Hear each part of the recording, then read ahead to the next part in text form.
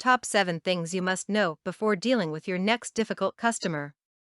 1. Anger precludes rationality. Angry customers simply cannot rationalize. This is because they are so wrapped up in the emotion of anger that everything you say is filtered through their emotions.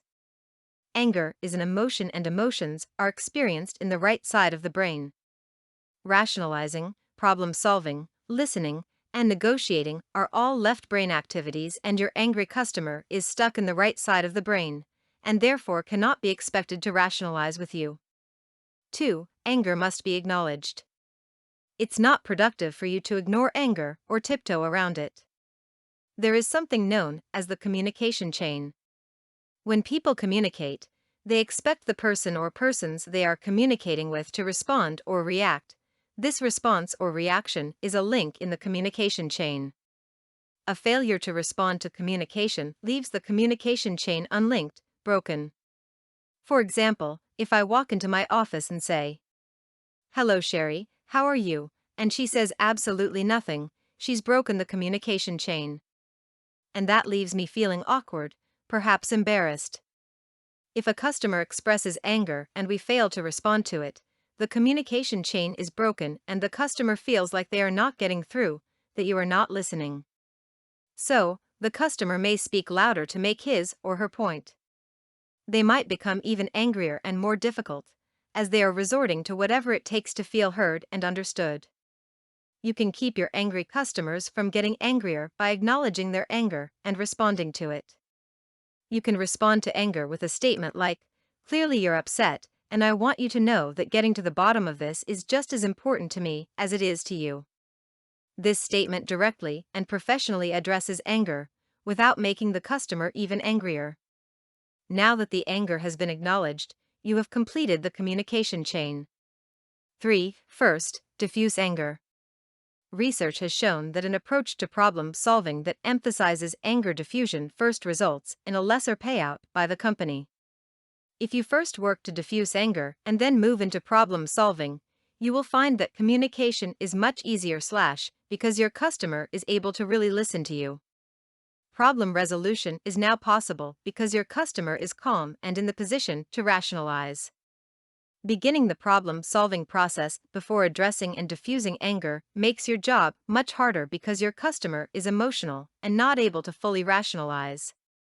If you do attempt to solve the problem or negotiate, you will almost always have to offer more to satisfy the customer than you would if you had successfully first diffused anger.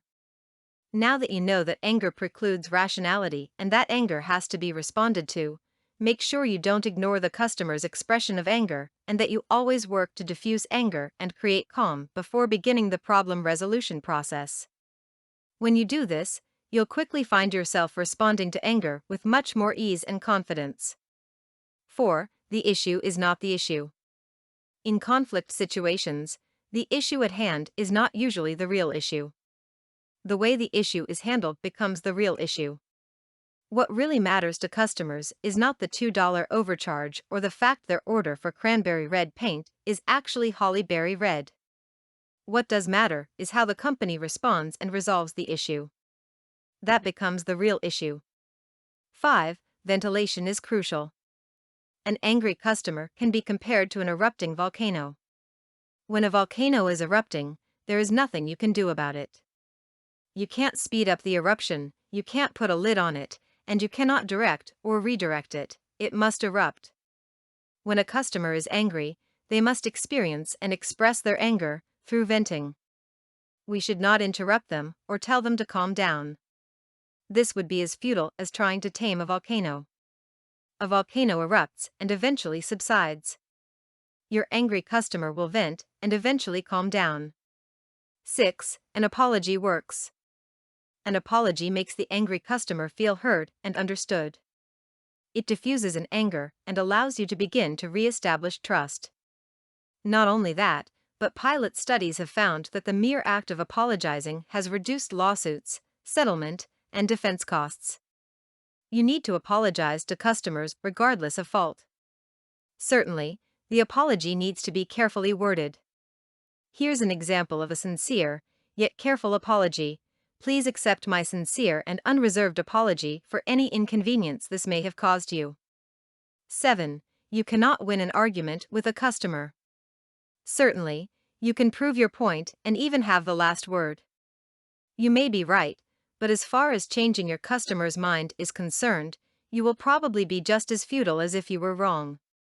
Your goal in complaint situations is to retain the customer, not to be right. If you win the argument, you may very well have lost the customer. The only way to get the best of an argument is to avoid it. When you're dealing with angry customers, make sure you acknowledge their anger, allow the customer to vent, and carefully handle the issue with diplomacy and tact. When you do, you'll find that diffusing anger is much easier and you'll significantly reduce your stress level. When you're dealing with angry customers, make sure you acknowledge their anger, allow the customer to vent, and carefully handle the issue with diplomacy and tact. When you do, you'll find that diffusing anger is much easier and you'll significantly reduce your stress level. For more content like this, please visit learnforfree.biz. Content produced and distributed by AllSuperInfo. All rights reserved. Discover the proven formula for automated sales and success that you can apply to your business in under 30 minutes.